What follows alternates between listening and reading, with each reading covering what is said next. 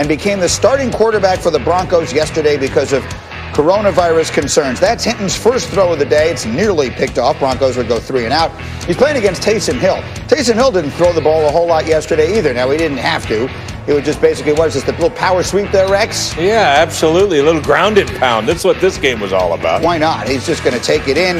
Taysom Hill would rush it for 2 touchdowns. The Saints would take a 14-0 lead. They were never going to be in any danger of losing. Here's Hinton again. Hinton's going to throw this one up, and Janoris Jenkins is going to pick it off. The Broncos are the first team not to complete a pass in the National Football League since 2011 on a Tim Tebow-led Broncos team. Saints would be up 17-0. By the way, Hinton would complete 1 pass on the day. Let's take a look at that. This is Hinton for Noah Fant. That's his only completion. You'll see he's even laughing after the play. Hinton himself is like, yeah, I can't believe it either. 2 plays later, 2nd and 10. Hinton, here's another completion. Unfortunately, it's to the other team. C.J. Gardner-Johnson. He'd finished Hintonwood 1 of 9, 13 yards, 2 interceptions. The story in this game, I guess, is Latavius Murray. If you'd like to attach one, he would run it for 2 touchdowns on the day, 19 carries, 124 yards. Candidly, just an absolutely terrible day for a lot of reasons. Here's Vic Fangio with his thoughts. Well, I was disappointed on a couple levels in that our quarterbacks put us in this position, our quarterbacks put the league in that position. You know, we count on them to be the leaders of the team and, you know, leaders of the offense. And those guys made a mistake, and that is disappointing. You know, obviously I haven't done a good enough job of selling the protocols to them, you know, when they're on their own. So, you know, part of that could fall on me. So here are the numbers. 1 completion, 2 interceptions, 13 yards. The last team to have more picks than completions in a game was Ryan Leaf in 1998 for the Chargers. And Dan, I know that this one was personal to a degree for you. Why is that? Well, nothing's more expensive than a missed opportunity. And that's what this was for the backup quarterbacks and really the starter for the Denver Broncos. As a young player, as a young backup quarterback in the NFL, I used to pray to God for just a chance to get on the field. Because sometimes your opportunity is just luck, that it just happens that you get a chance to start in the NFL. And so many guys never get that chance, and they have a year or 2 career, and then they're gone. So guys like Brett Rippon and Blake Bortles, who's trying to get back into the NFL, and Drew Lock, for you guys not to do the simple thing of wearing your mask is a shame on you. You can't sit there and go, man, I wish I would have gotten my chance. You had your chance. And you blew it because you couldn't do something as simple as having self-discipline to follow the protocol that's handed down from the NFL. You can't go home and tell your buddies or tell your girlfriend or tell your wife, I never got my opportunity. Yeah, you did. You blew it because you couldn't wear a mask. And Drew Lock, this is the most concerning thing I've ever seen from you since you've come into the NFL. How can I trust you to be the CEO of the billion-dollar company that I run, and you can't wear a mask? I don't care if you don't want to. I don't care if you don't like it, and I don't care if you agree with it. You have to do what you have to do what you want to do. And this is a missed opportunity by all the quarterbacks for the Denver Broncos. You let down your team. You let down yourself. Shame. Shame on you. That's really well said. And the league in general. Dan, thank you for that, because I think it's important that somebody said it and you were the right person to do it. Meanwhile, we are back on Get Up. And if you're just joining us, the game of the day yesterday involved these 2 legendary quarterbacks, Mahomes against Brady. And in the first quarter, it was the Chiefs who just took this game over completely. Tyreek Hill, unstoppable.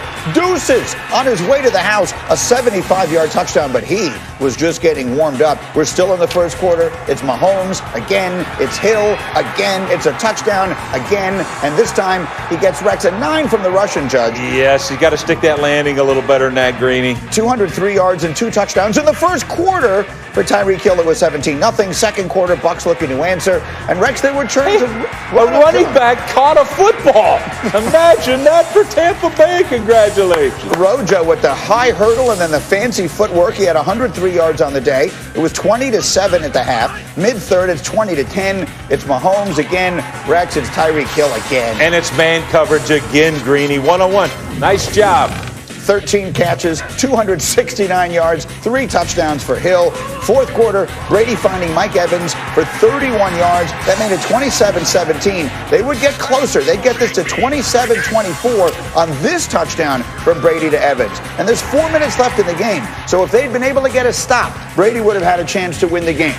But you don't get a stop when Patrick Mahomes is playing quarterback for the other team. 3rd and 7. Rex, they put it away through the air. 3rd and 7. You know they're going to run the football here, Greeny. Of course they are.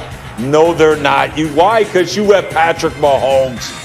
And ridiculous. With that, it is the Chiefs who get the win, 27-24. And so, again, we opened the show this morning talking from the Buccaneers side of things, their struggles, their offense, their game plan. Dan, now let's give due where it is clearly deserved. Let's talk about Patrick Mahomes. Yeah, and it's going to go to one of those Tyreek Hill touchdowns. I want everyone to hear kind of the audio of one of these clips. You're going to listen to Patrick Mahomes break the huddle. This is right when he breaks the huddle. Just listen to him call out the coverage before he ever gets to the line of scrimmage. Pay attention.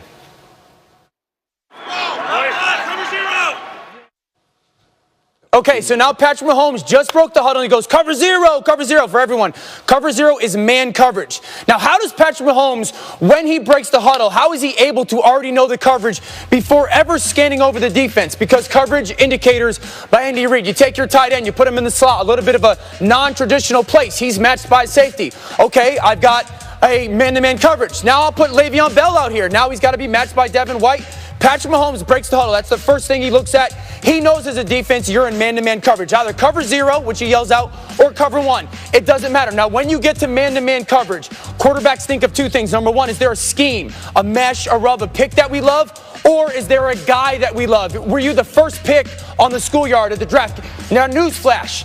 It wasn't Mike Greenberg and it wasn't Rex Ryan. The guy who was picked first was Tyreek Hill, okay? He's one-on-one up top there, and he's just going to run a go route. Patrick Mahomes knows the coverage. He already knows that I know my guy's one-on-one down in red zone go route, but it's got to happen quick. Now, again, why is he able to happen so fast? Watch this. Look at this with Patrick Mahomes. Knows the coverage. Ball's already coming out of his hands. The ball is already coming out of his hands. And Tyreek Hill, that pick is only 1, 2, 3, 4 yards downfield. How can Patrick Mahomes operate that quickly at the line of scrimmage? Because he already knew what the coverage was. And how about that throw? Look at the throw. That is incredible ball placement. When you give the most talented player at the position the coverage before the snap, talent reigns supreme. But this is the angle that I love the most. Because listen, the information isn't only for just Patrick Mahomes. The information could be for everybody on the offense. Look at Tyreek Hill's 4 yards downfield. He's already peeking back for the football. He knows it's man coverage too. He knows Patrick Mahomes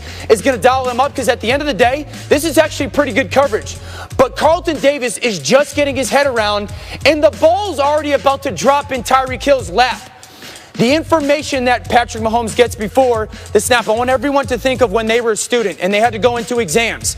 Imagine not only knowing the questions, but knowing the answer to the questions before walking in. It might have been one of the reasons why I got through school. It would have helped you perform a lot better, just like Patrick Mahomes and the Chiefs. It's extraordinarily well done. It's such a good look at it there. And Rex, again, no one knows defense more than you do. And to some degree, Mahomes, Hill, Kelsey, they're just ridiculously good. But you didn't like what you saw from the defensive game plan anyway. No, it was absolutely brutal. Like, this was, and there's one great example by Dan, but there were several in that. It's like, first off, you have to start by saying, okay, this guy can beat me immediately.